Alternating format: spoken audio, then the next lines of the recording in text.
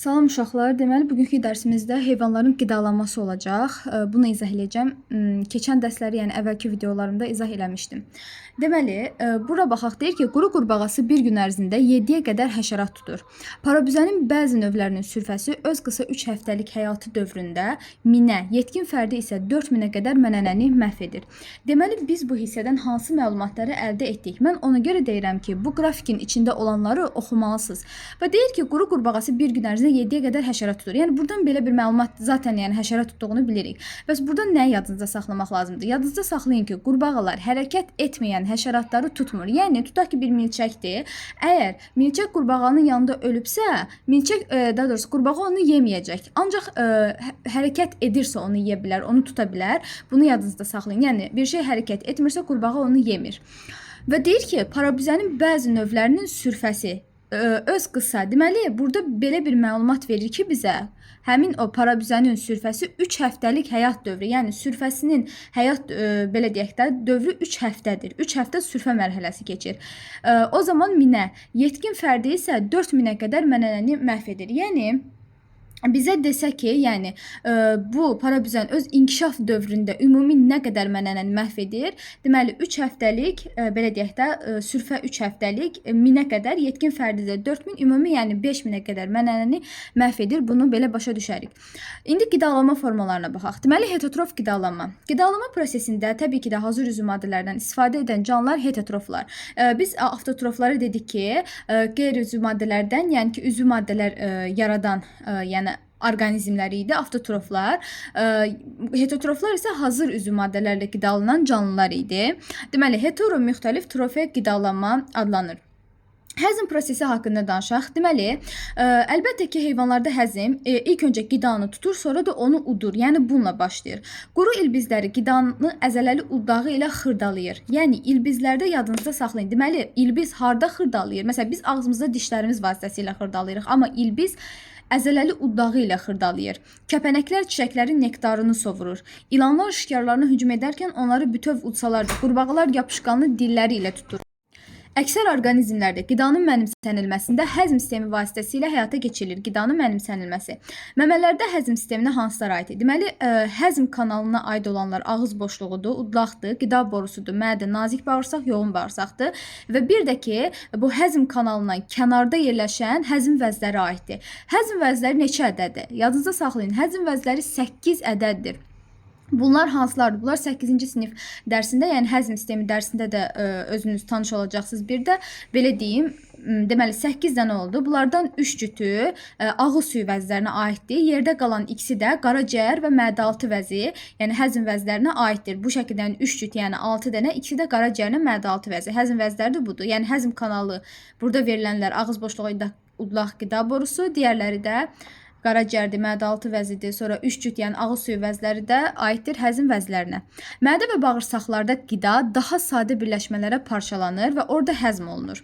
Həmin o bağırsağın divarlarından da hansı ki xovları var da, bağırsağın, nazik bağırsaqda bədənə sovrulur. Həzm sisteminin ən iri vəzləri də qaraciyərlə mədə-altı vəzi hesab edilir. Həzm olunmamış qida qalıqları da yoğun bağırsağa keçir və anal dəlik vasitəsilə xaricə çıxarılır. Burada sonra heyvanların həzm sistemini görürsünüz, şəkillərə baxarsınız. İndi bitki mənşəli qida ilə qidalanan heyvanlarda baxaq, tanış olaq gərək. Onların həzm sistemi necə olur, bağırsaqlarının quruluşu necə olur? Məməli heyvanların bəzilərinin qidasını bitki mənşəli qidalar təşkil edir. Belə qidaya otlar, toxumlar, meyvələr, nektar və s. belə aiddir. Bir də normalda bəziləri deyir ki, məsələn, axşam yatana yaxın ağır yeməklər yeməyin, bitki mənşəli qidalar ilə qidalanın. Əslində heç bitki mənşəli qidalarla da qidalanmaq düzgün deyil. Yəni yatana yaxın. Çünki bitkilərdə biz bilirik ki, selyoza var və selyoza insanda gec həzm olunur. Ona görə də heç yəni yatana yaxın belə deyək də həmin o bitki mənşəli qidalarla da qidalanmaq düzgün deyildir. Məsələn, meyvə yeyirlər və ya nə bilim, yəni belə deyək də bitkilər nədirsə onlar yeyirlər, amma yenə də yaxşı olar ki, yatmağa yaxın, yəni bunları yeməyək. Deməli, məsələn, bitki mənşəli toxum, meyvə, nektar və s. bunlar aid edilir. otlardır, gec həzm olunduğundan, bax burada özdə deyir ki, bitki qidası gec həzm olunur. Çünki sellyuzadan ibarətdir. Sellyuza gec həzm olunur. Ot yeyən heyvanlarda bağırsaq uzun olur. Niyə? Məntiqlə düşünün. Deməli bu gec həzm olunur ki, bağırsaq uzun olur ki, uzun yol keçsin, orada həzm olunsun da, yəni özünü çatdıra bilsin. Yolunu uzadır. Yəni ümid edirəm başa düşdünüz. Bitki mənşəli qida ilə qidalanan heyvanları siçan, sincab, dovşanlar, maral, ceyran, inək, qoyun, keçi, camış və bu kimi heyvanlar aiddir, yəni otlayan heyvanlar. İndi gəldik yırtıcı heyvanlar. Həşəratlar, balıqlar, quşlar, məməlilərin bəziləri yırtıcı həyat tərzi keçirir. Yırtıcıların qidasını digər heyvanlar təşkil edir. Yırtıcı heyvanlarda şikarı tutmaq və parçalamaq üçün güclü ətraflar, yaxşı görən gözlər və iti dişlər olur. Onların bədənində qidanın həzmi tez başa çatdığından bağırsaqları nisbətən qısa olur. Yəni bitki mənşəli ilə qidalananlarda uzun olur. Bağırsaq selyoz olduğuna görə bitkilərdə gec həzm olunduğuna görə, amma belə deyim də, yırtıcı heyvanlarda, yəni belə deyək də, onların qidanın həzmi tez başa çatdığına görə bağırsaqları nisbətən qısa olur. Parazitlər. Heyvanlar arasında parazit həyat tərzi keçirənlərə də təsadüf olunur. Ümumiyyətcə parazitlər ektoparazitlər var, endoparazitlər var. Məsələn, bir var xaricdə paraziti getir. Məsələn, bitdi, birədir. Bunlar insanın içinə getmir ki, yəni xaricində paraziti gedir. Digər məsələn qurtlar, sap qurtlar və ya yassı qurtların nümayəndələri askaridir. Bunlar insanın daxilində olur. Ona görə ekto, endoya ayrılırlar. Deməli, parazitlərin bir çoxunda sahibdən yapışmağa xidmət edən xüsusi tutucu orqanlar sormacılar və ya qarmaqçıqlar olur. Bit və birələr bədən səthində yaşasa da, sorucu qurtlar, askarit kimi parazitlər də bədən daxilində olurlar. Bəzi parazitlər həzm olunmuş qidadan istifadə etdikləri üçün onlarda həzm sistemi ya zəif inkişaf edir, ya da ümumiyyətlə olmur. Çünki artıq zaten bu parazitlər orqanizmdə yaşayır, orqanizmin həzm etdiyi qidadan istifadə edir. Zaten orqanizm ona həzm edibdir. Ona görə də qurdun ona ehtiyacı qalmır ki, necə deyim, onu həzm eləməyə ehtiyacı qalmır. Ona görə də onlarda həzm sistemi sanki degenerasiyaya uğrayıbdır. Həzm sistemi zəif inkişaf edir və ya heç olmayanlar var. Leş yeyən və hər şey yeyən heyvanlar. Kərkəz, kaftar, cəsəd yeyən böcəklər, bunlar ölmüş heyvanların cəsədləri ilə qidalanır. Bunlar leş yeyənlərdir. Amma həm bitki, həm də heyvan mənşəli qidalarla qidalanan şimpanze, kirpi, qonura, yəni hər şey yeyən dedikdə, belə bütöv hər şey başa düşməyin də. Hər şey yeyən dedikdə bitki ilə heyvan mənşəli qida nəzərdə tutulur. Bu ikisi ilə hər şey adlanır. Bunlar da hər şey yeyənlər adlandırılır. Burada tapşırıqlara da mütləq baxarsınız, yəni tək-tək işləyərsiniz. Bakteriya və göbələklərin qidalanması. Deməli, bakteriyalar necə qidalanır? Bakteriyaların bir çoxu, yəni heterotrof yolla, hazır üzvü maddələrlə, yəni heterotrof qidalanır. Heterotrof bakteriyaların bir qismi məhv olmuş orqanizmlərin üzvü qalıqları ilə qidalandığından bunlar saprofit bakteriyalar adlanır. Yəni, avtotrof qidalama özü də iki yerə ayrılırdı. Bir o fototrof, bir də hemotrof. Heterotrof qidalama özü də iki yerə ayrılır. Saprofit və parazit. Bunlar ikisi də heterotrofa aiddir. Saprofitlər nə demək oldu? Üzvü qalıqlarla qidalanır. Məhv olmuş orqanizmlərin üzvü qalıqları ilə qidalananlar saprofitdir. Yəni belə deyək də, canlı orqanizmlərlə yox da, sadəcə məhv olduqdan sonra onunla qidalanır. Məsəl üçün, həmin o bakteriyalarda orqanizmlərin çürüməsində, elə məhv olmuşların südün qatığa çevrilməsində, kələmin turşumasında iştirak edir. Bitkilərin, heyvanların və həmçinin insanın müxtəlif toxumalarında yaşayan və xəstəlik törədən bakteriyalar vardır. Onlar da parazit bakteriyalardır. Yəni parazitlər saprofitlərdən fərqi odur ki, canlı orqanizm yaşaya-yaşaya gedir ondan istifadə edir. Amma saprofit elə deyil, öldükdən sonra ondan istifadə edir. Bakteriyaların bəziləri qeyri-üzvü maddələrdən üzvü maddə yaratmaqla avtotrof qidalanan bakteriyalar da vardır. Yəni yalnız heterotrof qidalanmır. Məsəl üçün siyanobakteriyalar. Simbiyoz. Paxlalı bitkilərin köklərində olan kök yumrucuq bakteriyaları azot bakteriyaları havadakı azotu bitkilərin mənimsəyə biləcəyi şəklə salır. Özləri isə bitkilərdən karbohidratlar və mineral duzlar alır. Yəni, belə deyək də, elə bitkilər vardır ki, o bitkilər azot mənimsəyə bilmir.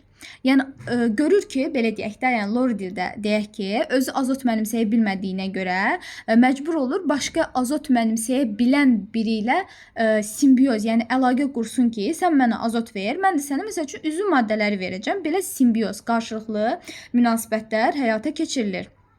Beləliklə, həmin o bitki kökləri ilə kök yumrucuq bakteriyaları arasında hər ikisi üçün faydalı olan əlaqə yaranır. Elə bu simbiozis müştərək həyatdır.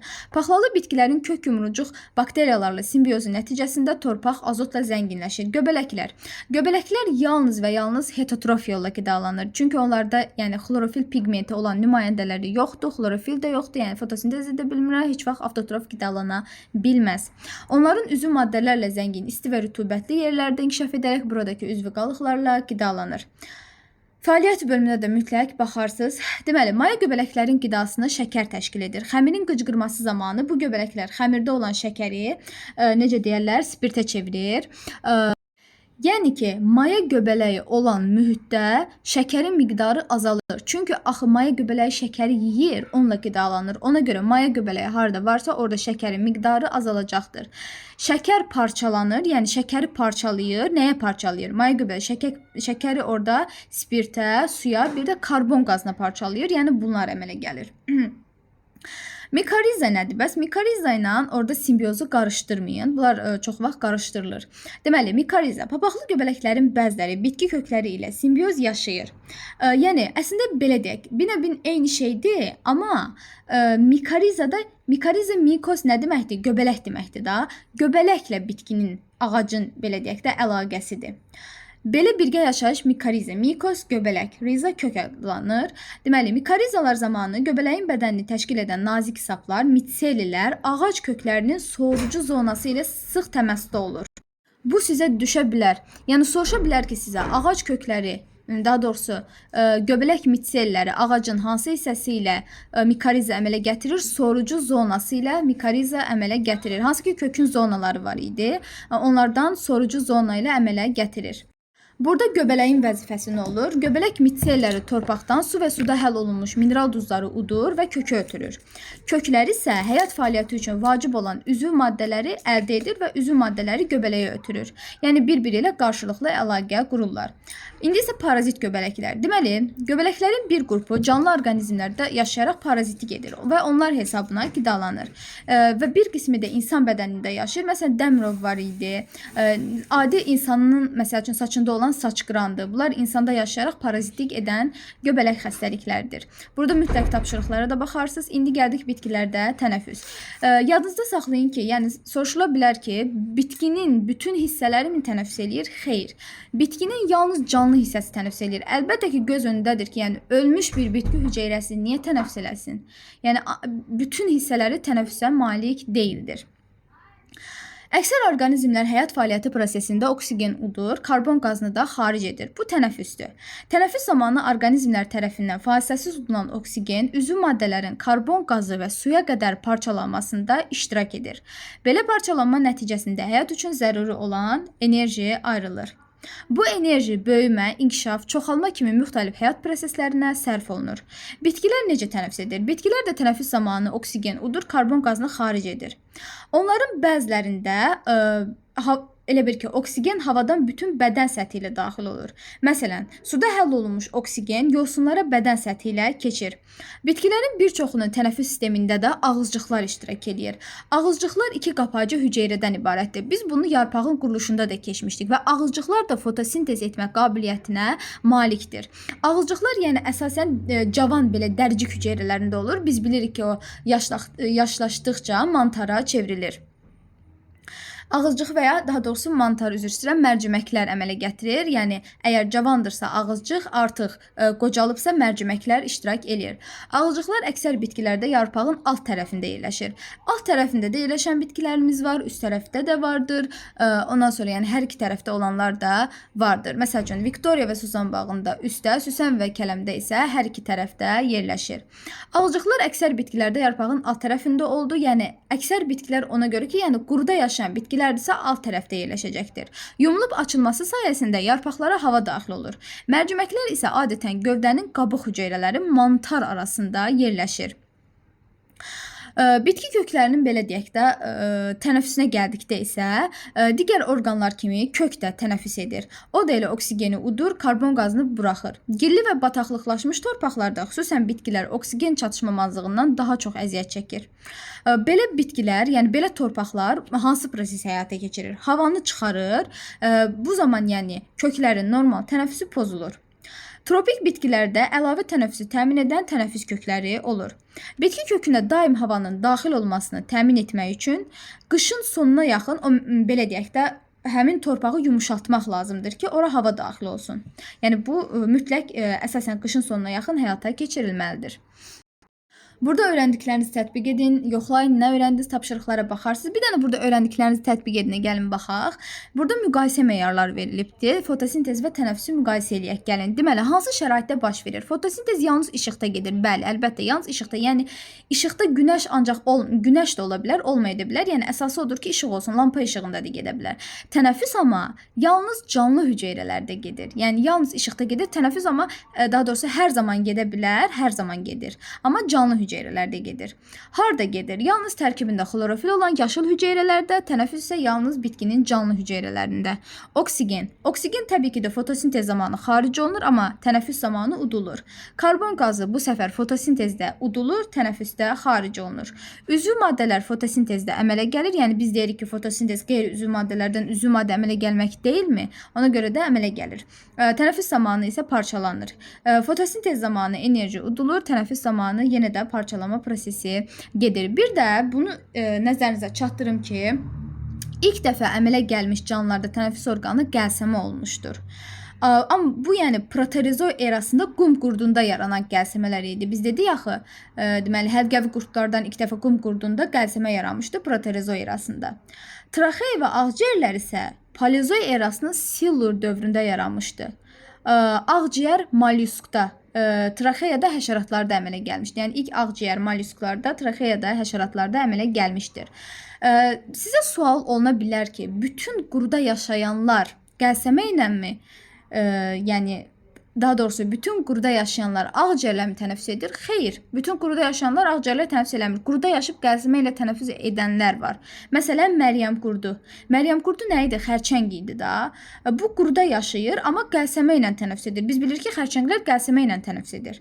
Bəs sadəcə olaraq yəni soruşa bilərsiniz ki, necə olur ki, qəlsəmə ilə quruda tənəffüs eləyə bilsin? Çünki Məryəm qurdu elə şəraitdə yaşayır ki, rütubətli yerlərdir də, yəni rütubət, o da yəni nəmişlik yerlərdir. Buna görə də qəlsəmə vasitəsilə tənəffüs edə bilir. Bir də biz bilirik ki, tənəffüs sistemimizdə, məsələn, ağciyərlərimizdə alveollar var da. Alveollar bu sualda düşür. Alveollar yalnız və yalnız məməlilərdə olur. Yalnız yəni məməlilərdədir. Yəni nə qədər ağciyər, məsəl üçün ağciyər suda quruda yaşayanlarda da var, sürünənlərdə də var, amma alveollar yalnız məməlilərdədir. Yəni bunu da yadınızda saxlayın. Bir də ki, qurbağa. Qurbağada həm dəri tənəffüsü var, həm də ağciyər tənəffüsü var. Qurbağa suyun içərisində olanda yalnız və yalnız dəri tənəffüs edir. İnsanlarda da 1% dəri tənəffüsü var. Yəni biz onsuz da bilirik ki, biz ağciyərlə tənəffüs edirik, amma 1% də olsa bizdə dəri tənəffüsü var. İndi gəldik burada heyvanlarda tənəffüs. Deməli, heyvanlarda tənəffüs necə baş verdi? Heyvanlar da bitkilər kimi oksigenlə tənəffüs edir və tənəffüs üçün lazım olan oksigeni atmosfer havasından və ya sudan alır. Təbii ki də qəlsəməsi olan sudan alacaq, ağciyəri, traxeyası olan da atmosfer havasından alacaq. Bir hüceyrəli və bəzi çox hüceyrəli heyvanlarda qaz mübadiləsi bütün bədən səthi ilə baş verir. Deməli və yaşadığı mühitdən asılı olaraq heyvanlarda müxtəlif tipli tənəffüs orqanları formalaşır. Əlbəttə ki, yəni suda yaşayırsa əksər zaman qəlsəmələrlə, amma quruda yaşayırsa əksər zaman necə deyərlər, qəlsəmələrlə, suda yaşayırsa da yenə də qəlsəmə və ya ağciyərləri tənəffüs edənlər vardır. Amma sual oluna bilər ki, bu səfərdə tərsi, yəni bütün suda yaşayanlar qəlsəmə ilə mi tənəffüs eləyir? Xeyr. Balina, delfin suda yaşayır. Amma balina ilə delfin nədir? Məməlidir. Məməlidir. Bunlar ona görə də ağciyər tənəffüs eləyirlər suda yaşamasına baxmayaraq. Deməli, heyvanların tənəffüs orqanları təbii ki, müxtəlifliklə seçilibdir. Suda yaşayan heyvanların əksəriyyəti qəlsəmələrlə tənəffüs edir. Qəlsəmələr çoxlu miqdarda kiçik qan damarları ilə zəngindir. Şəkildə də görürsünüz, burada balığın deməli qəlsəmələri göstərilibdir. Çoxlu kiçik qan damarları ilə əhatə olunması göstərilmişdir. Deməli, bu balıq ağzını açanda Gəlir bu ağzından dəqiqə çəkək bunu göstərək. Deməli, buradan su daxil olur. Su daxil olur, sonra bu ağzını bağlayır. Gəlir bu su qəlsəmələrdən keçir, yuyulur. Qəlsəmələrdən keçəndə suyun içərisində olan oksigen qəlsəmələrə gedir, karbon qazı da əksinə çıxır. Yəni elə bir ki, O2 gəlir qəlsəmələrə, bu karbon qazı da buradan çıxır. Quru mühitində tənəffüs necə baş verir? Deməli, quruda yaşayan heyvanların tənəffüs orqanları traxeya və ağciyərlərdir. Həşəratlarda traxeyalar bütün bədən boyunca şaxələnmiş olur. Onların içərisində maye olur ki, bu maye vasitəsilə oksigen daşınır. Sonra onların qarıncığının kənarlarında da havanın daxil olması üçün, yəni xüsusi stigmalar olur ki, hava daxil ola bilsin və qarıncıq əzələlərində yığılıb boşalması sayəsində hava bu dəliklərdən bədənə daxil olur.